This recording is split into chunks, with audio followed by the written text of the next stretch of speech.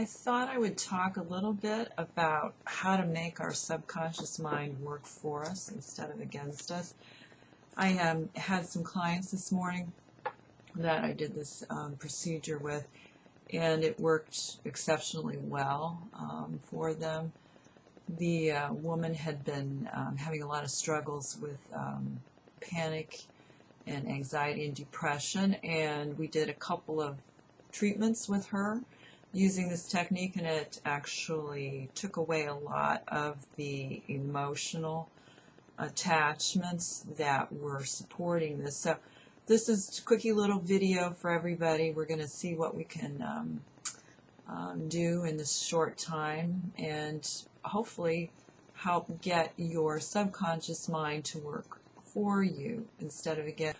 We know that a lot of what we do day by day is dealt with through subconscious programming, and some of the things I tell people is to visualize how you kind of learned how to drive. If you were like me, when you were driving for the first time, you know, had a lot of mental energy going into it.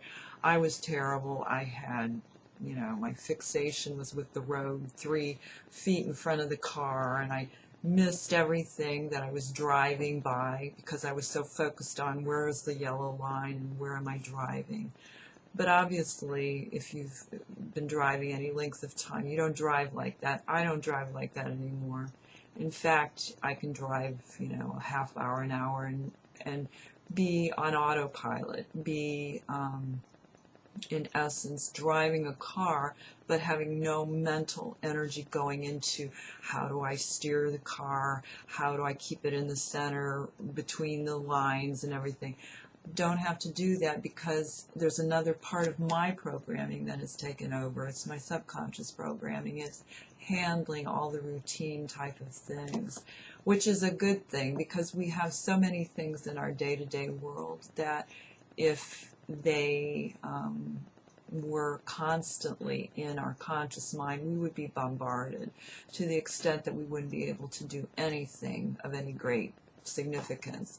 We would just be constantly trying to figure out, now how do I wash this dish? You know, what is the whole procedure? How do I get dressed in the morning? You know, what do I do to step through? We don't need to do any of that. We have gotten some good numbers of programs going for us, which is, you know, what we need, what we want. The problem is, because of all of our life experiences and because of the numbers of things that come flying at us, some not so good, we have all of these experiences recorded down here so that they, if you would, become somewhat corrupted over time, where if there are a number of experiences that are somewhat similar, then the subconscious mind thinks that it is supposed to push a certain kind of emotion or a certain kind of mental experience into the forefront of our thinking, based on some of that old unresolved stuff. And so you could have a trigger in your day-to-day life, a smell or a sound or something that instantly takes you back to an earlier not so good experience, and the emotions of that earlier experience come flooding into your conscious mind, or you find yourself reacting to something that you don't want to react to, or having a, you know, like a temper outburst in traffic or something else. It can actually go a lot more deeper and more serious than all of these things, to the extent that your subconscious programming can be really trapping you and can be keeping you from being free in every way possible. It can be keeping you from moving forward in your life. It can be blocking you in terms of success, creativity. It could be blocking you in terms of getting free from things that come crowding into your mind that can cause depression or fear or anxiety, you know, things that even are harming your relationships, your significant relationships can be under a significant strain because the old programming reads things a certain way, and it may not be